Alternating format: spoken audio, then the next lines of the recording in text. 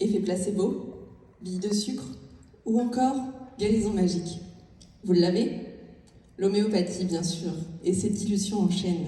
Imaginez, la dilution 4CH, c'est comme verser un verre dans 10 piscines olympiques.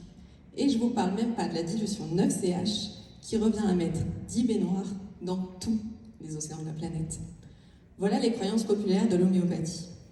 Pourtant, aujourd'hui, un tiers des patients atteints de cancer utilisent l'homéopathie pour traiter les symptômes physiques et psychologiques liés aux thérapies conventionnelles. Moi, je vais vous prouver l'action de l'homéopathie sur des cellules immunitaires dans un contexte de recherche sur le cancer. Une tumeur, c'est certes un amas de cellules cancéreuses, mais pas seulement.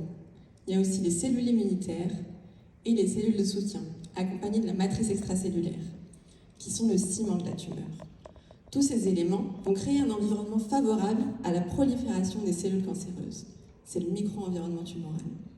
Pour ma thèse, c'est uniquement sur les cellules immunitaires que je souhaite avoir une action.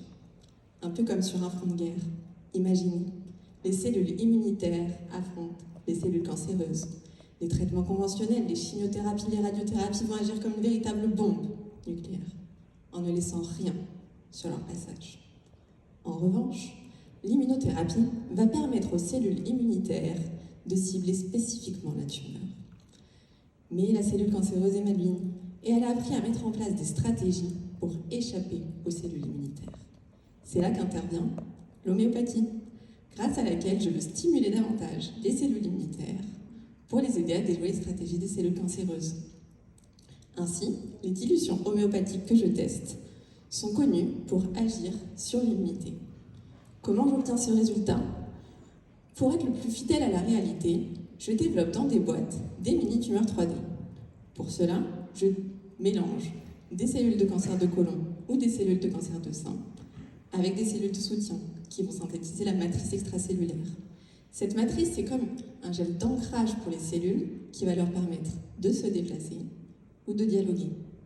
Ensuite, je peux ajouter mes cellules immunitaires et appliquer mes médicaments homéopathiques, avec ou sans thérapie conventionnelle.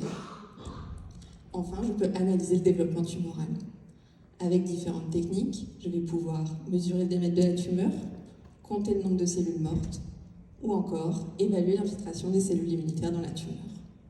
Ainsi, dans un futur proche, mes travaux devraient permettre de reconnaître que l'homéopathie a une action sur l'immunité.